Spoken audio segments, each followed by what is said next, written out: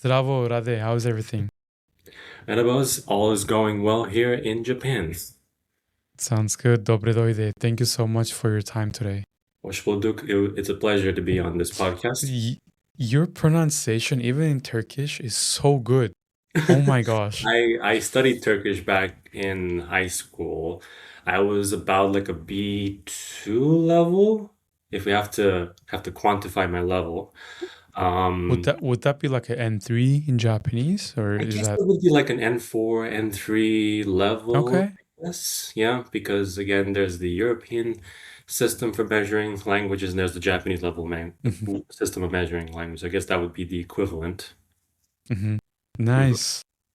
Well, I mean, our languages are not, that far apart, but still, it's nice to know that it's easy for some people because I think if you look at the like European scale or like, well, yeah, language scale, I think it's like from level 1 to 5.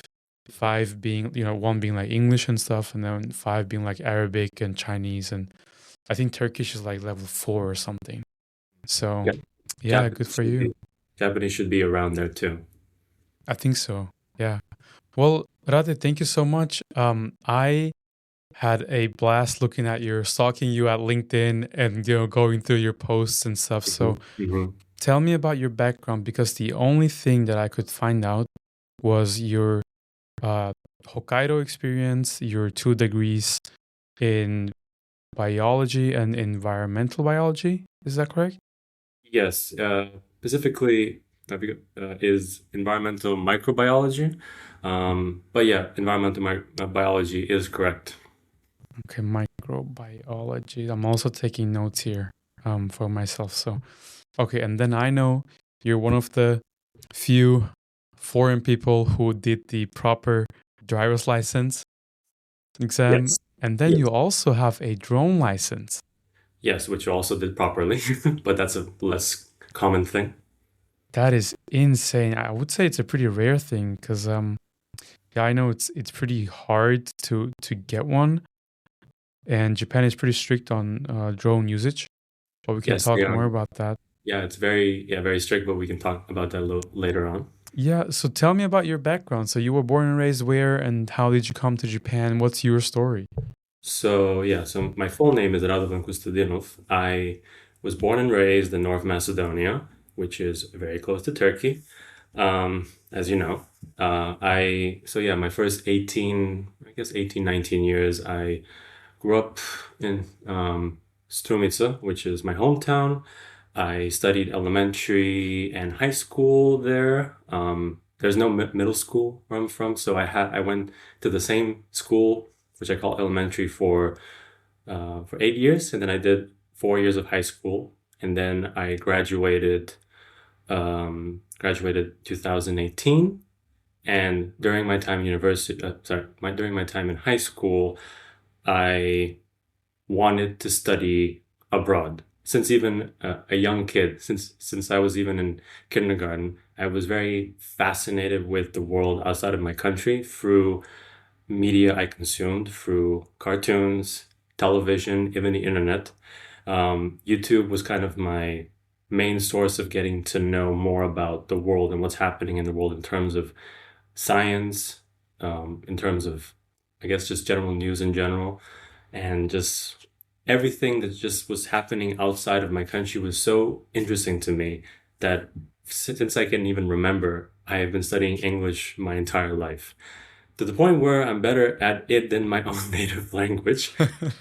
Uh, Honestly speaking, I can still talk and understand when people talk to me, but I've been teaching myself that and focusing on doing that because one day I promised myself I would go out and study, work, live abroad. So I have this passion to explore. So then that led to me during high school, in the middle of me, being a high school student studying and all, I was looking for universities to apply to. I applied to some in EU countries. I've applied to some in the US and Canada and also Japan. So focusing on Japan, I applied to three universities, which are in the category of G30. These G30 universities have special programs that are taught in English, so bachelor courses in English aimed at foreign students. So I applied to Hokkaido University, my alma mater, Tsukuba University, and Nagoya University. And in the end, I got accepted by all three of them. But in the end, I decided to continue with Hokkaido University because Sapporo felt like the easiest city to start living in. It'd be the easy place for me to move all the way from my country to Japan and have not so bumpy or hard time to get accustomed to. Because before coming to Japan, I had actually never been on a flight before. So coming to Japan, not only was it No one flight, way. it was 3 flights. How'd you get here? So first it was actually not even a flight. There were no like flights that went directly from Skopje, the capital of my country. But it was actually, my parents, bless them, helped me through all of this. They had to drive me all the way to Sofia in Bulgaria. And then we took a flight from Sofia to Doha, Qatar, and then from Doha to Tokyo, stay a night in Tokyo to wait for the domestic flight to take me from Tokyo to Sapporo. Now, speaking of Tokyo, a quick word from the first official sponsor of Blueprint Japan, realestate.jp. If you are thinking about buying a home in Tokyo, realestate.jp is hands down one of the better places to start. The person behind everything is Emil Gorgis, who I have a lot of respect for. Emil has spent years and years working with foreign clients on Japan real estate, and that experience shows in how he guides individuals and families. He takes his time to consult them and to help them find the right property and get amazing financing, most of the time with zero down payment. And so if a home in Japan is part of your long-term picture, whether you are already in Japan, you're thinking about investing, or you're just starting to figure out whether it makes sense for you to buy a home in Japan, trust me, realestate.jp. Big thanks to Emil and the whole team for supporting the show. Link will be in the show notes, and enjoy the rest of the episode.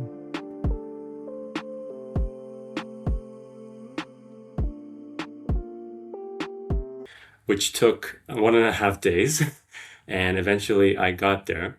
And I remember the date. So September 17th, 2018 is when I landed with my mother because we came together. It was very scary to come alone. And then September 18th is when I landed in Sapporo. And that's where my life as a foreign student living in Japan started.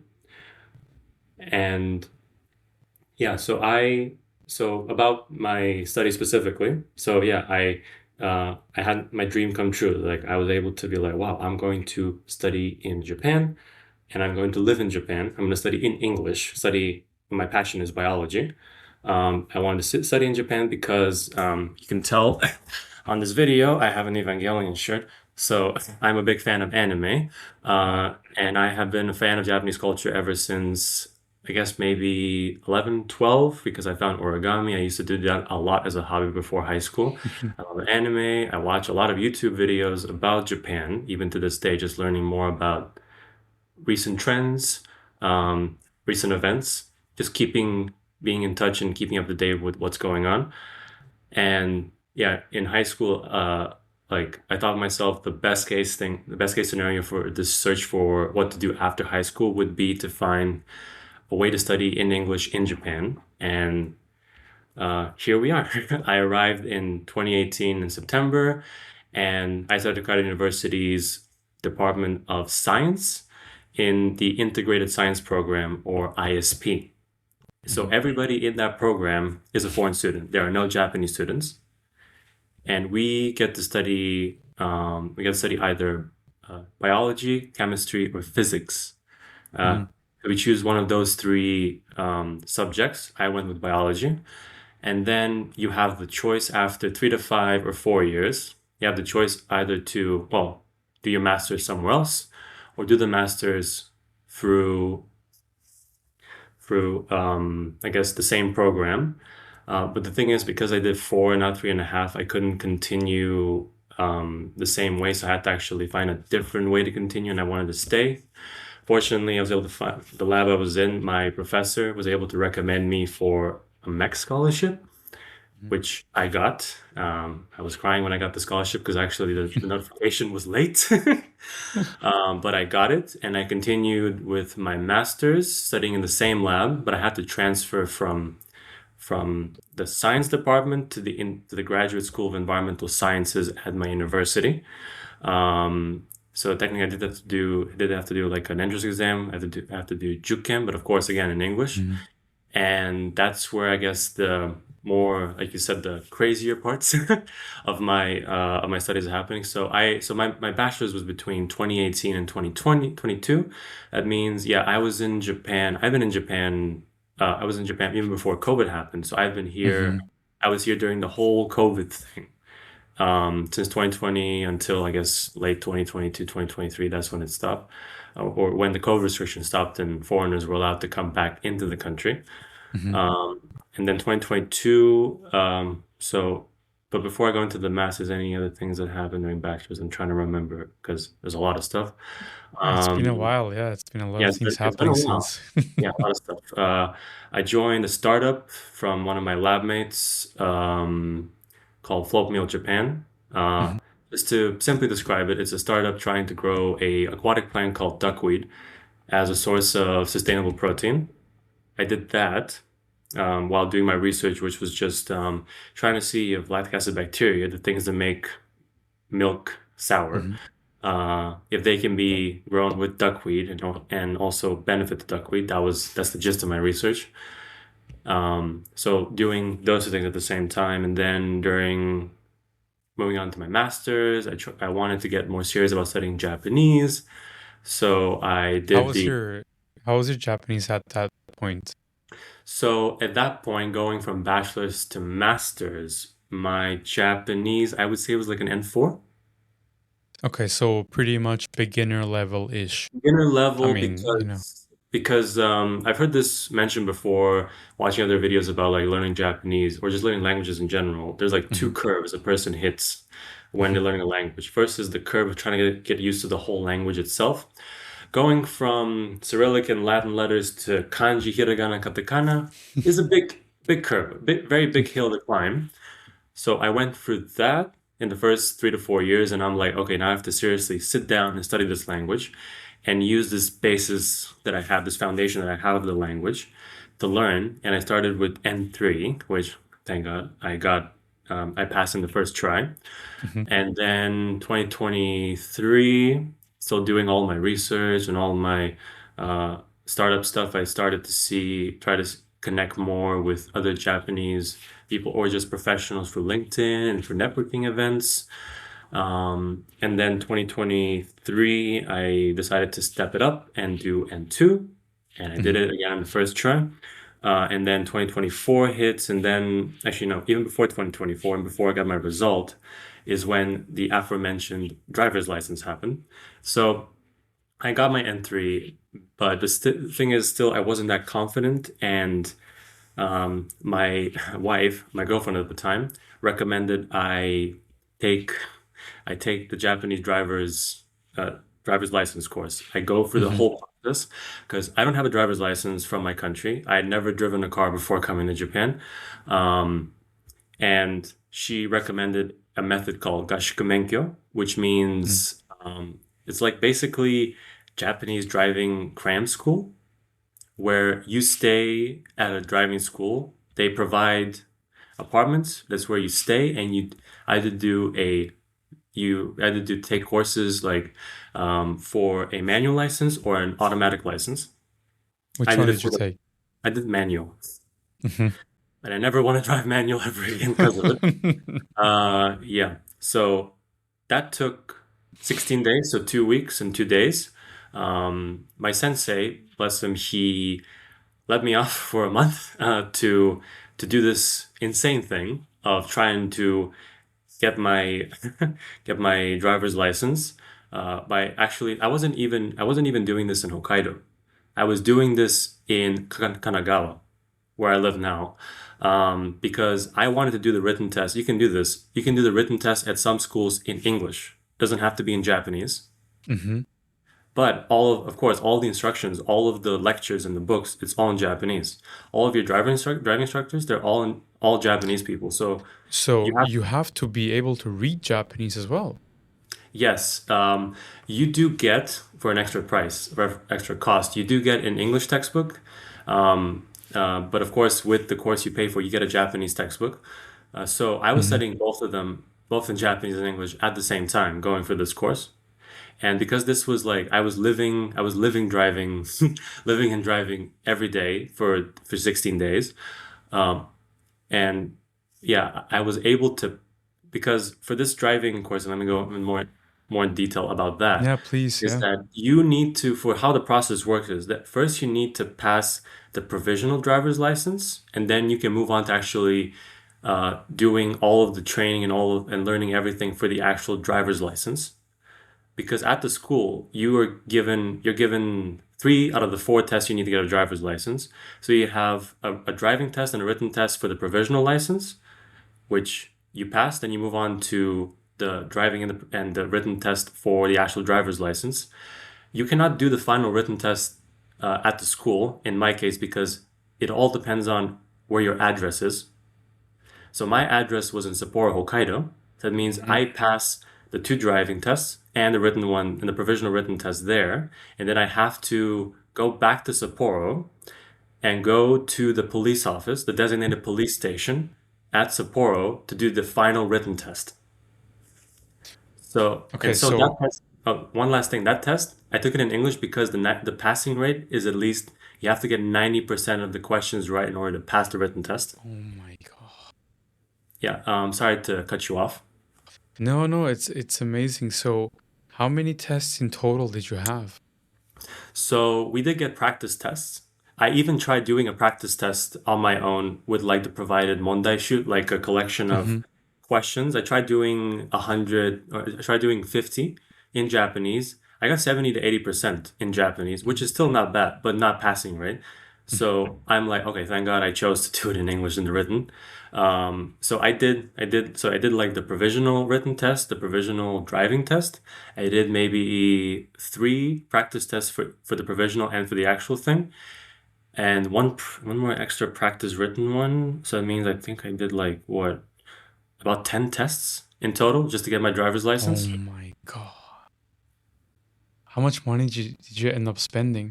So getting this license is like if we're also including the flight I had to go and take to go there and come back, I would say maybe 300,000 yen Overall, yeah. Okay, that's not overall, bad. I including think for yeah, yeah. It wasn't things like my parents actually agreed to pay for half of it. Other half yeah. was just me from part-time job money that I accumulated. Okay. I Yeah, so guess it for wasn't. Japan it's probably expensive or on the more expensive side, but if I Yeah.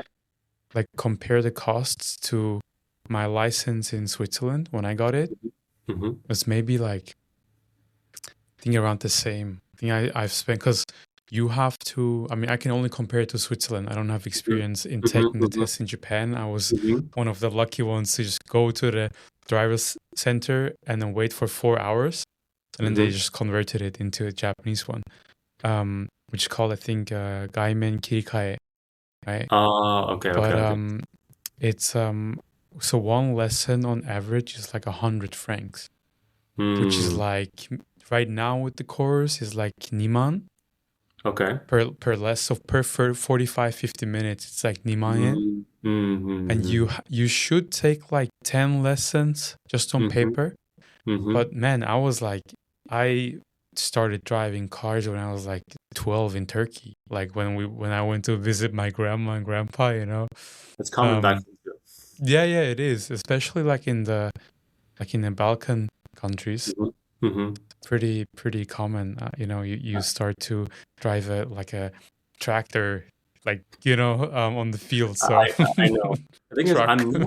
I'm not. The thing is, I'm not a car person. Well, that's why I didn't get a driver's license back home.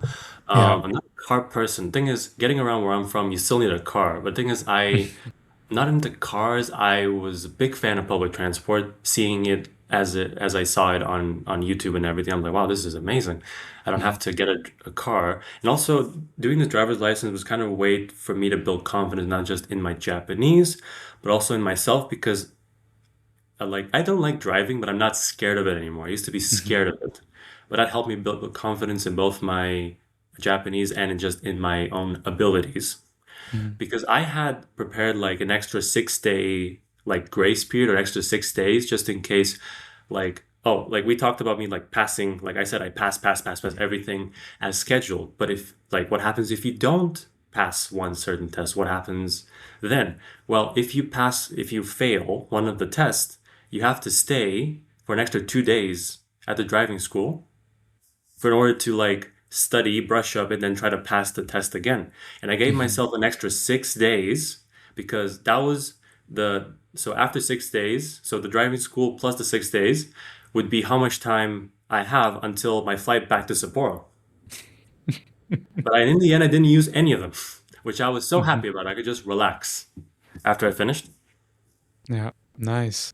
No, it's like you know how they say you have to go out of your comfort zone to build confidence and to like proceed to the next I want to say life stage or in our case in like adulthood, Mhm. right? We shouldn't stay. Ideally, we should not stay in our comfort zone for too long, right? So if someone has immense fear of like public speaking, the best thing that they can do for themselves is public speaking, right? So it's a bunch of at least 10 people. Start with 10 people, start with 20, and then maybe do like, maybe eventually it leads up to a TED talk or whatever where you, like, it helps you grow, right? Mhm.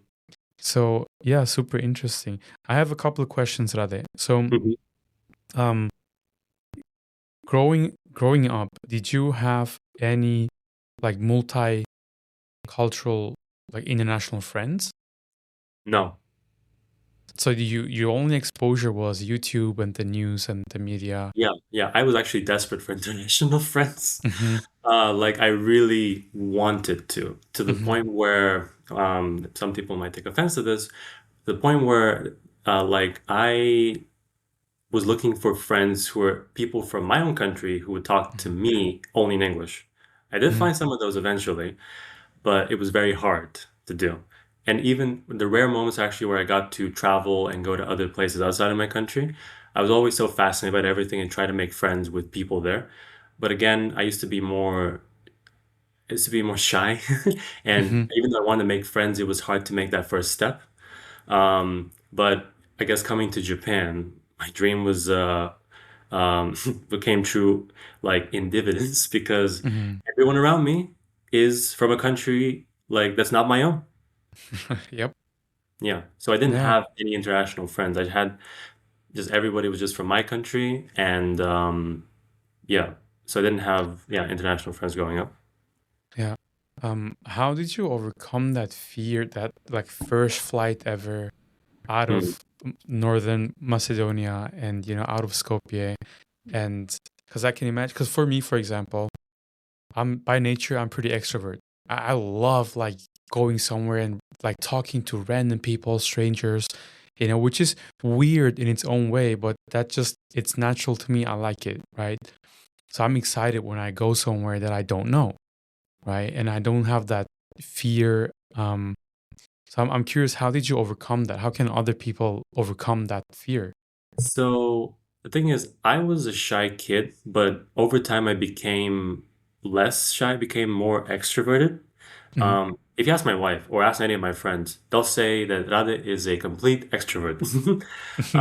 Because right now I'm trying to contain myself when I'm talking because I don't want to disturb my neighbors and also I don't want to mess up Yeah. the audio. I'm usually a very loud person who's excited just to get off at a new station when he's traveling Hmm. around Tokyo.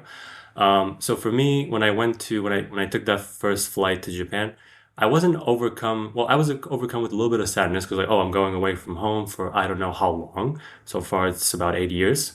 But I had a mix of like anxiety, excitement, fear, stress, all like in one giant feeling that you can't describe. But I had my mother with me to help me through everything because I didn't know what I was Mhm. going to do. I wasn't sure what's going to happen. Are we going to make it there safely? I had her to keep me company for the whole thing. And my first 6 months in Japan, it was the strangest feeling that I can't describe. And that was when I was the most like culture shocked and also at the same time overwhelmed with studies because I came to Japan and when you first come to Japan, you have that like, I don't know, maybe 2 week period where like, oh, I'm in Japan. You have like that magical moment like, oh, I'm in Japan. This is so cool. This is so different, so new from what you're used to. But at the same time, I have all my classes. I have all my lectures. I have all these tests coming up because in the first semester of my program, it gets very intense. In the first semester, you have to complete 32 credits worth of courses. I That for hear my you. university, that's a lot. That's literally 1 year's worth, all crammed into just one semester.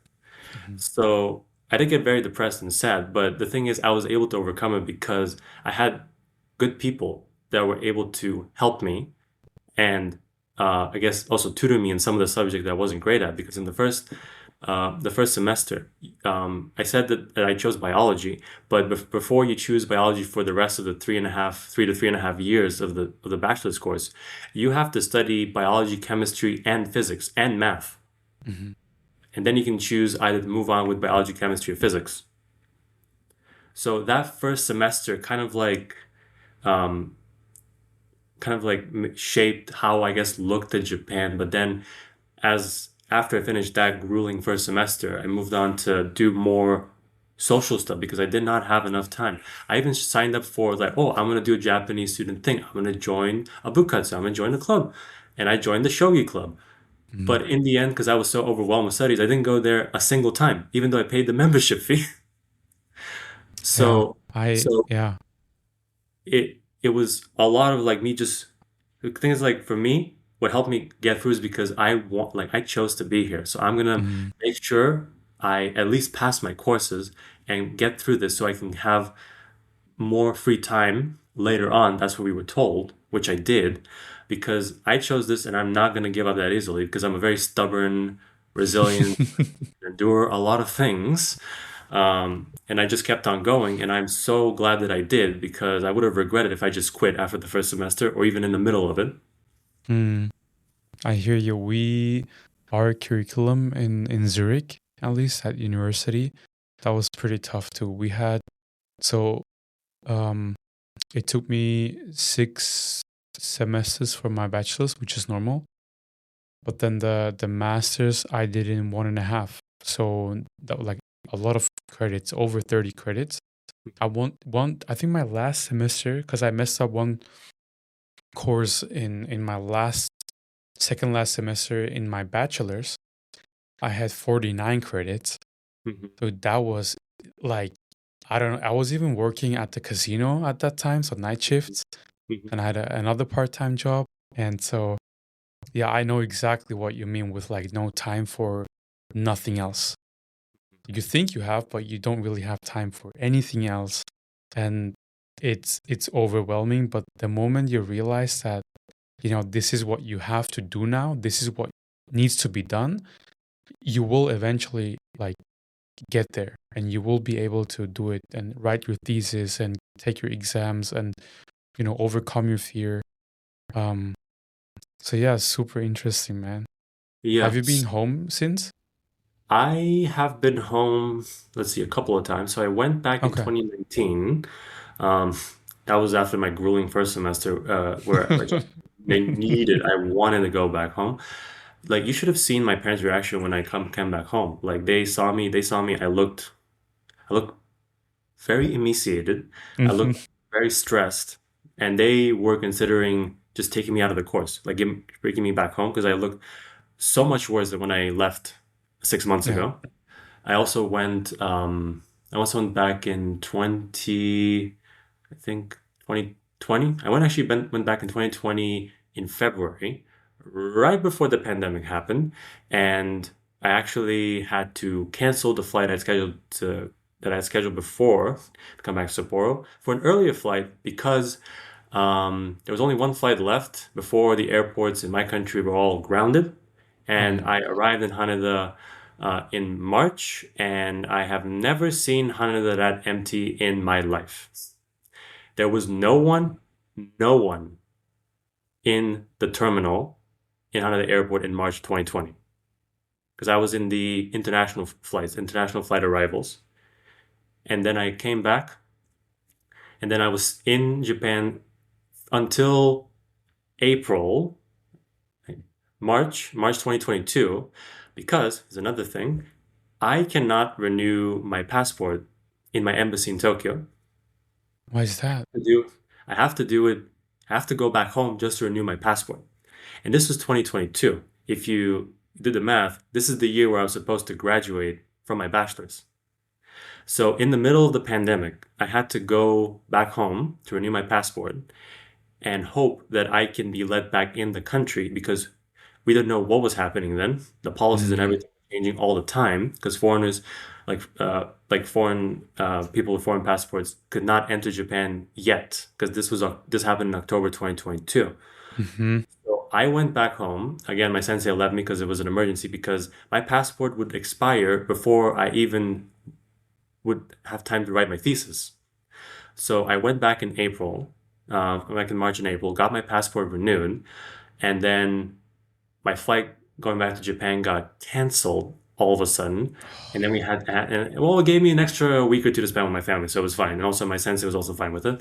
And then I came back, and then I had to go through so many different PCR tests and waiting just to get the result that I'm negative, I don't have COVID. And then 2022, I graduated, no problem. And then I got my MEC scholarship, and I had to go back again in September in order to celebrate my family, because I finished my bachelor's, I got my MEC scholarship, and also to go to the Japanese embassy in my country's capital to do the procedures for getting the MEC scholarship. There's a special visa stamped into your passport if you're a MEC student, because they call you a government scholar. And also got to be introduced with the people that work at the embassy in Skopje, and sometimes they message me about things happening.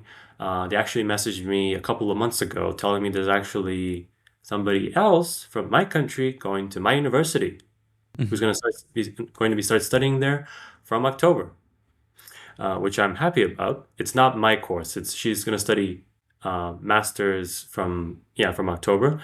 But actually, she's going to be the second person from my country, because I'm the first one. Because that's what my university told me. I'm the first one from North Macedonia to study at Hokkaido University. So she'll be the second one. And then since September 2022, I have not been back home. Because it's been a while, huh? Yeah, it's been almost 4 years. Yeah. So when you did the bachelor's degree, I assume you had the student visa. Yes, so I had the student visa, which was for 2 years and 3 months for some reason. I only renewed it once. Those are always so weird. My friend, same friends that went to the same university, right? They got like 1 year and like 3 months, like 2 years and 7 months. Like super weird. It's very random. Why 3? Why don't you do 2.5? Or I don't know, 2 and 6? That makes more sense. So I had to renew it in December 2020. Yeah. Okay, and then you got a regular student visa. Yeah, and then just the MEX permit attached to the passport. Technically, yeah. So on my Zairyu card, my residence card, it just said student. But yeah, on my passport, it just said like student visa, MEX scholar. Okay. And I didn't have to renew it because it was for 2 years, so it's for the whole duration of the master's, which was great. Nice. And then, so right now you're working at a sustainability / renewable energy company. Is that Yeah, correct? so the company it's called Rade Energy. Rade Energy. Mhm. It's a company that deals with renewable energy, specifically the O&M, so the operation management of renewable energy infrastructure, mostly solar, all over Japan and also in Spain, because we have one office in Spain. Okay. And when you got that, did you change from student to work like humanities engineer visa? Was that the? Yes, so I did. So there's another funny story. So Mhm. in the last semester of my master's when I was juggling the most, when I was in the biggest mess because I was trying to finish my master's studies and write my thesis. I was trying to look for a job, and also I was trying to study for N1 in my last Mhm. semester. Yeah, this made the driver's license semester look like a cake comparatively, juggling all these three things at the same time. So I was trying to find a job not through Shūkatsu or someone with experience, because again, I have no experience. Um, I was trying to go through Shinsotu Sayo, which is fresh graduate hire, which, I think you're well aware of Shūkatsu, so job hunting in Japan. Usually you're supposed to do that 1 year before you're supposed to finish your studies. I didn't. I tried doing it with an N3 back in 2023, but it was not successful because my Japanese still wasn't up to par with what they were looking Mhm. for. So I tried doing Shūkatsu again because December of 2023, I got my N2, which attracted a lot more eyes from agents on job hunting sites. So Oh, it I, actually did.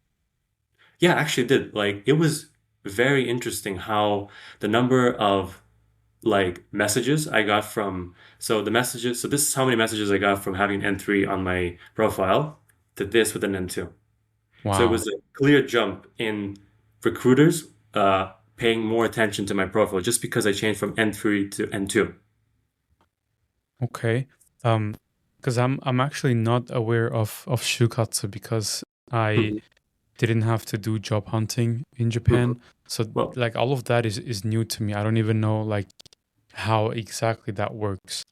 it So take me depends. to the moment. So you Mhm. get your degree, right? Mhm. And you're late into job hunting. You have No, this is N3. before the degree.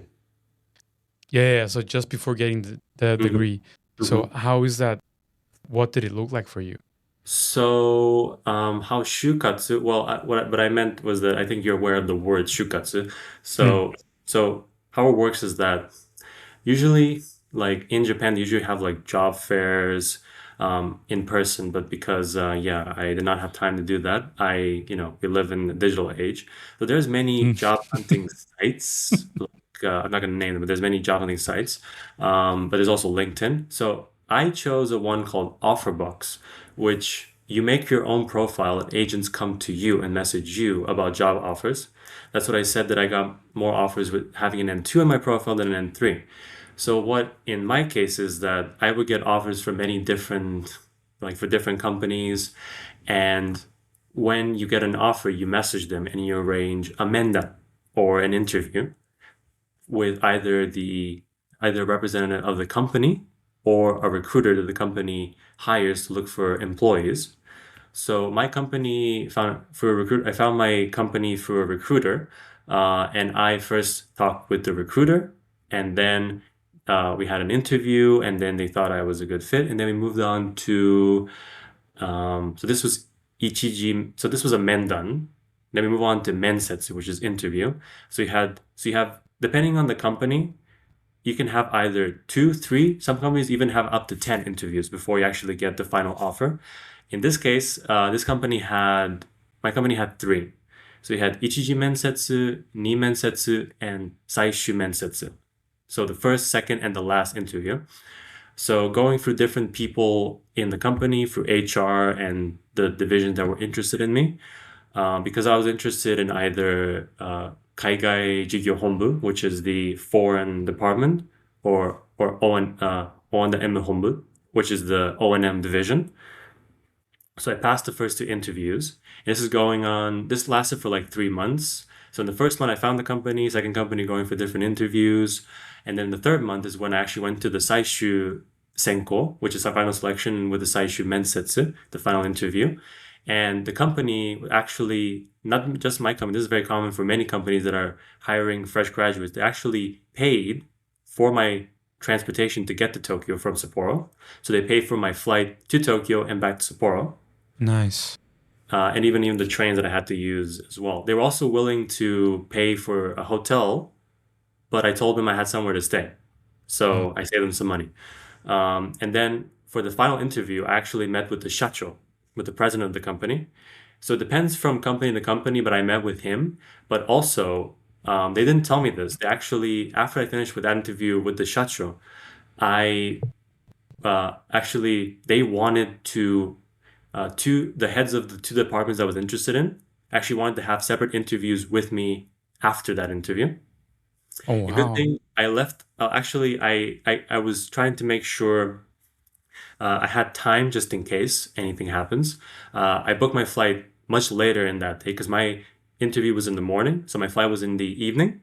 So they asked me, can you stay for two more interviews? I actually had plans to hang out with my girlfriend afterwards. And after I told her, she understood, very understanding. And then I stayed because I'm like, oh, okay, if I say no, I might not be considered for the job because I really wanted to. This was June, so I stayed, and actually because the office is around Toranomon, and the interview was supposed to be 2 hours after the first interview.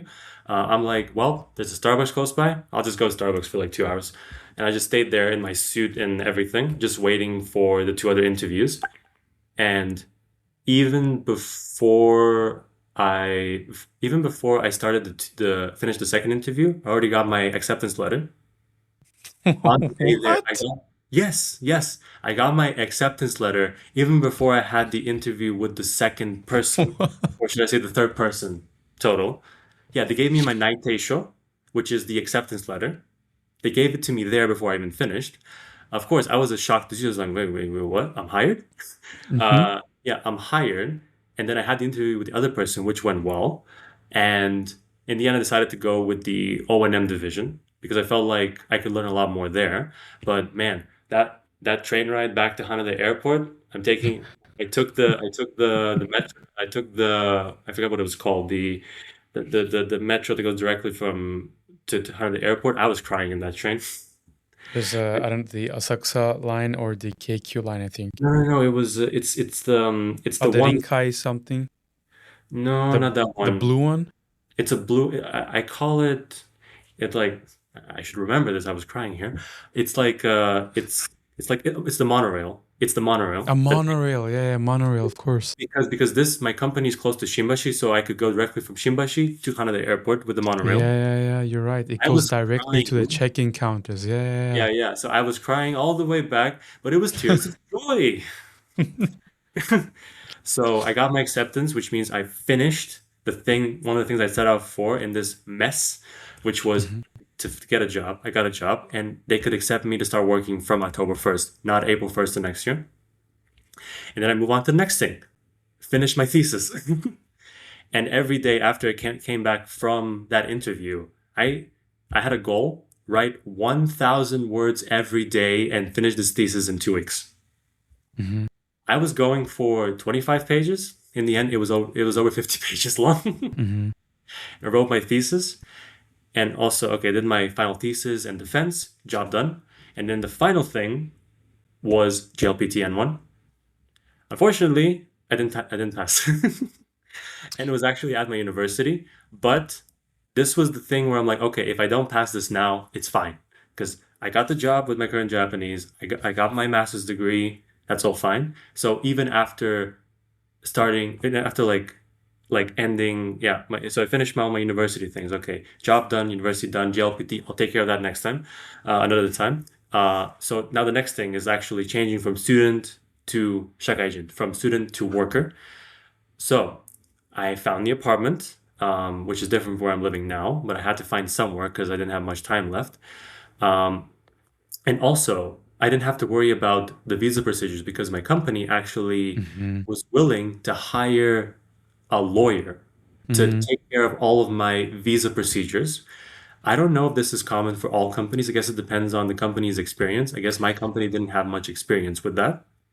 So they Yeah. hired a lawyer to take care of all my visa procedures from transferring from student to the one you mentioned, the humanities engineer Hmm. national that visa.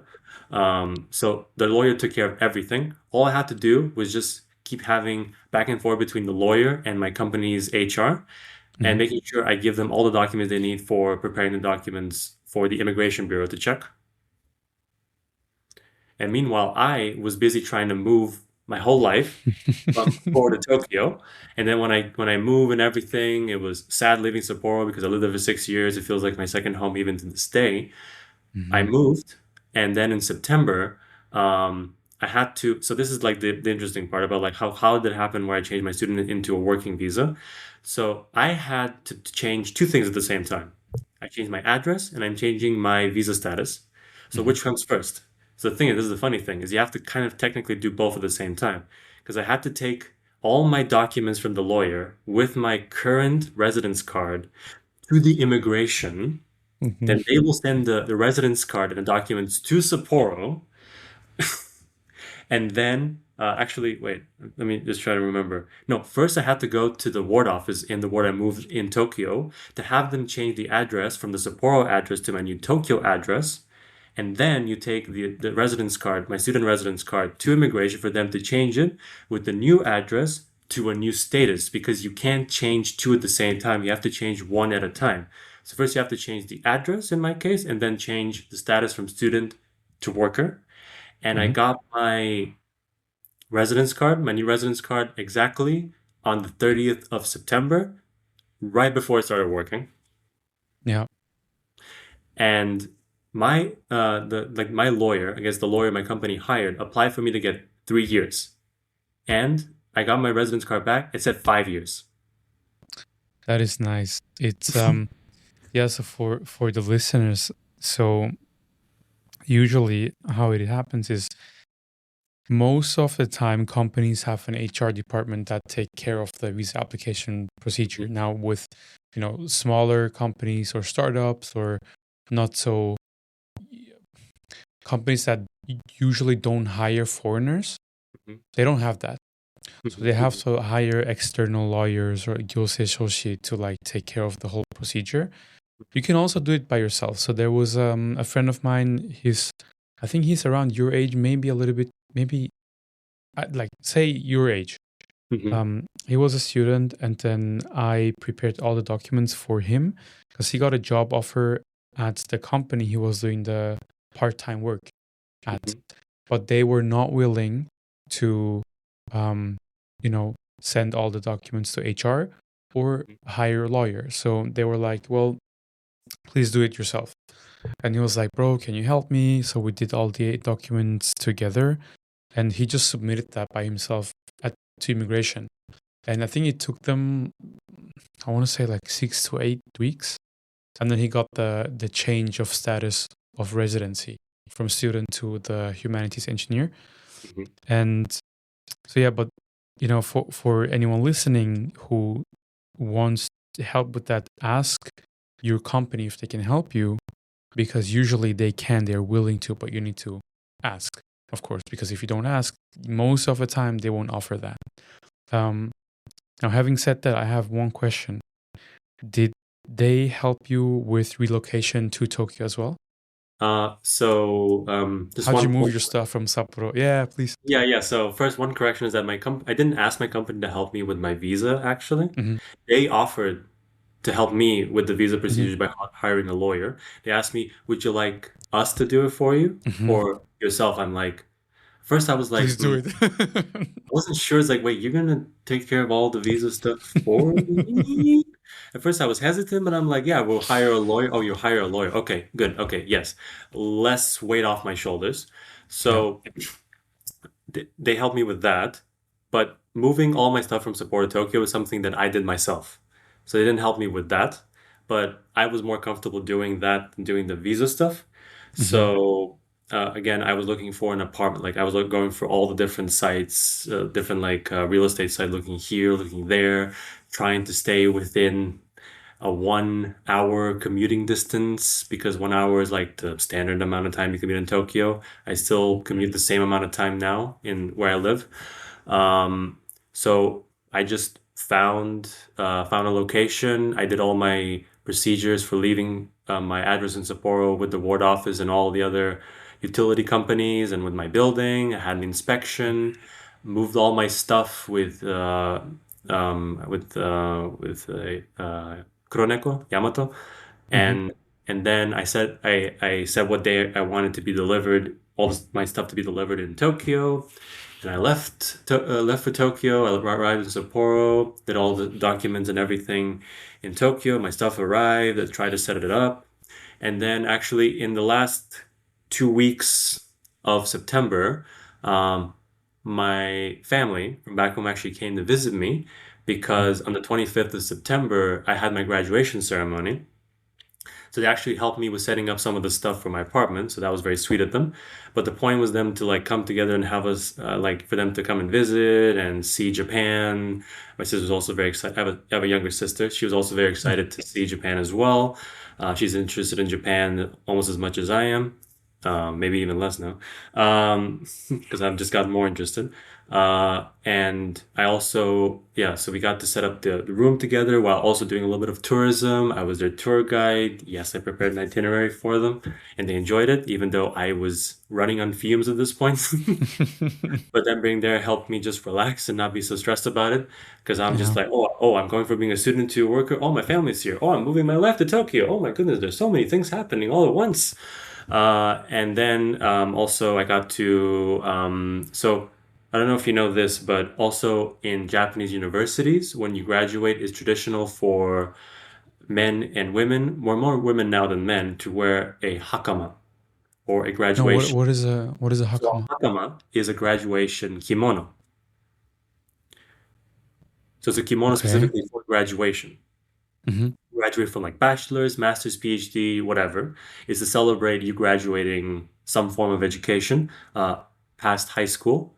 Hmm. So it was initially when the tradition started, it was only for men, but in like maybe like the 50s, 60s, where more women were going to higher education, it started actually making it for women as well.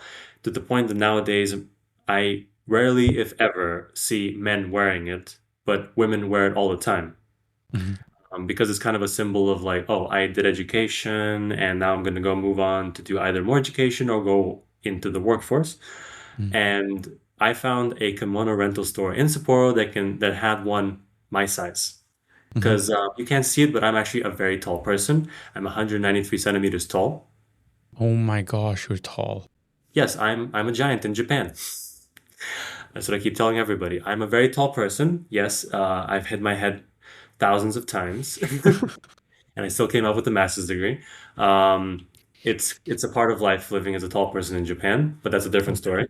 And I was able to find a hakama, and with my family, they were able to attend my graduation ceremony, be looking all Japanesey with my hakama, getting my degree, and they were able to meet my lab mates, some of my friends, and then we got Hmm. to also go a little bit around Sapporo and Otaru. And it was sad when they had to leave because we had such a great time. But I'm like, okay, I finished, my student life is over. And now I'm going to be a Shakaijin from October Hmm. 1st, 2025, 2024.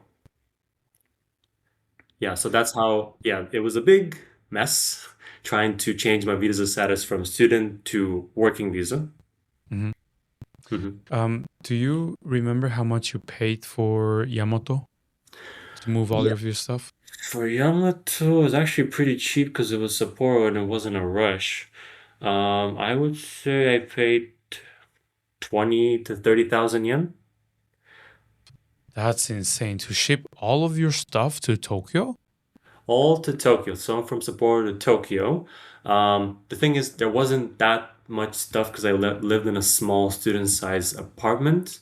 There were quite a Yeah, few. yeah, but still, it's pretty good, Yeah, but you also I know? think the cost was actually low. So my cost for actually I used Yamato to move my stuff from here to my current place. But it was actually more expensive because where I lived before, I lived on a fifth floor and there was no Mhm. elevators. Mm. So that was the whole, but when I lived in Sapporo, I actually had an elevator. So that was a big reason why it cost so much the second time is because I lived higher, but there was no elevator. Mm, They mm. moved the boxes down into the moving truck. Okay, got it. All right, that's so interesting. Um, okay, I'm looking at my notes here. I think I like there's so many different parts of your story, and I like how you are kind of like goal oriented. You know, you set yourself a goal and you go for that. And if it works, it's amazing. Next goal. If it doesn't work, you like keep that goal, but you go like, okay, it didn't work. Next, right?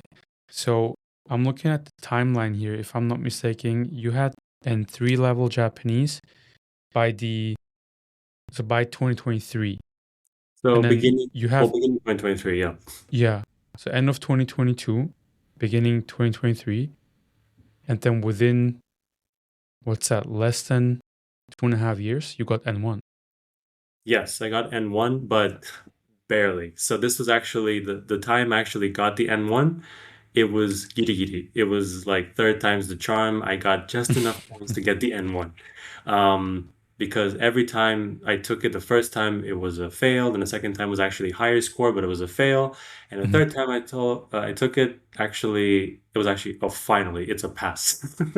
So I would say even if I take it now, I might be able to get the same score or less because again, it always depends on what type of questions Of appear on course. that test. Some are easier to solve than others, but I feel like I would have a better time now than then because I have more experience in general with the Japanese language now that I use it at work and Mhm. all. But yes, you're right. I'm actually a very goal-oriented person Mm. because once I set my mind on something, I do not stop. I am a relentless person. That's why I had this goal of like, okay, I'm gonna try getting N1. I don't care what the score is. I'm gonna try getting Gokaku as many times Mhm. as it takes me. Mhm. My partner was concerned because I'm like, okay, you're obsessed with this N1 now. I'm like, I know, I'm not obsessed. I'm goal oriented. I'm like, okay, fine. If I don't pass it this time, I'm gonna take a break from it. Mhm. Promise. And this time I passed it, which means okay, I'm done with JLPT. Of Can course, I would you like to take it again, maybe sometime in the future, just to assess myself. But for now, I'm mhm. done with it. Did you have a studying schedule, or did you have like a like what was your method of getting N1? So, what's my method? So, my method, it's not like a very like let's just say structured thing. So, I'm goal oriented, but I'm not like, or even then, I wasn't as good as like coming up with a clear cut like Mhm. daily itinerary or daily plan of like I must study this and this and this. Mhm. So I found all these like books that help you prepare you for the different sections of the test because maybe some know, maybe some don't. So JLPT is divided into three sections, three different tests. One is about kanji, grammar, and vocab. The second one is reading, and the third one is about listening. There's no speaking part. And I had books for all of these three sections that helped me prepare in different ways. So I had a grammar book, a vocab book, slash kanji book, I had a reading book, I had a listening book with a CD where you get to listen to example questions. I had Mogishken, which is a practice test. Mhm. Um, and I had a goal of like, okay, I'm gonna do 5 practice tests for each test. Mhm. So, and I had like a time of like, okay, these months I'm going to be studying, going to be learning new things. This month I'm going to be doing drills. So it's like a mini drill book of like this, and this. And this month I'm only going to do practice tests and trying to assess how good I am now. And also like I said, I love manga. So one of the other let's just say more not so much professional but personal aspirations of mine was to learn Japanese for watching anime, reading manga in Japanese only. So during like maybe let's say my N3 to N4 N2 stage, I actually started reading manga only in Japanese and starting to go into to the movie to the cinema to watch anime movies only in Japanese because that's how they released them in Japan, or just try to like do a combination of actually trying to consume something through the language that I enjoy, like anime and manga, but also try to pair that with actually studying the books. and also speaking by talking with lab mates, classmates, friends, or the various different networking events I did with during my startup times. So my approach basically is try to immerse yourself in a language, but because this is a test, you also have to also try to have a grasp and understand the structure behind the language. Because what I've noticed is that people most of the time either they are book smart with Japanese or they're like speaking smart with Japanese. As in someone can speak the language to the same level as a native Japanese speaker and know no kanji or know nothing of the writing or the reading. They just know how to speak it. Or they're book smart, which was my case where I knew more of the like the rules and everything and how you're supposed to write a sentence, where you have to put this word and everything. I knew that. But my experience with speaking and writing and everything was very little because I focused mostly on the learning part. But now that I'm not learning, I'm trying to use it more in daily life because I'm working and also I'm living in Japan. So my advice would be try to find a way where you can enjoy it while also trying to learn it at the same time. That's a good one. Did you realize that you were like going from N2 to N1 like while studying, or was it only after you passed the N2 exam that you were like, okay, now it's time for N1? So when I finished N2, I was like, because I passed N3 and N2 in the first shot, I was very surprised when I was able to pass N2. N2 for me was when I actually felt like, oh, actually, I'm actually getting much better at the language. And that's when but I noticed the biggest jump was when I actually started, when I did the N1 test for the first time. That's when I felt the real jump in the difficulty in the language. Because the N3 to N2 jump, it's a lot, but N to the N1, that's a big jump in difficulty. Because again, I passed for me, N3, N2, with all the studying I did before, I passed them in just one shot. But for N1, I really had to like review and it's kind of like assess what can be improved by the way I study, what I can implement, while also going back to study some of the things that I feel like I didn't study enough in order to be able to pass this test. Because my goal was not manten, not full score. It was a pass. That's the thing. That was my goal, just to pass the test. Okay, got it. Well, goal accomplished, which Goal is pretty accomplished. good. Yes, Yeah, sir. but yeah, the goal accomplished. But again, I feel like N1, if once you get N1, that's where it really begins becoming even harder. Because then it's like, what's harder than N1? Specialized language. Language that Yes. not even Japanese people can understand. Where do you find that? Working in renewable energy, for example, all of the vocabulary, all the terminology used for electrical engineering. And keep in mind, I come from a microbiology background, so I know none of this.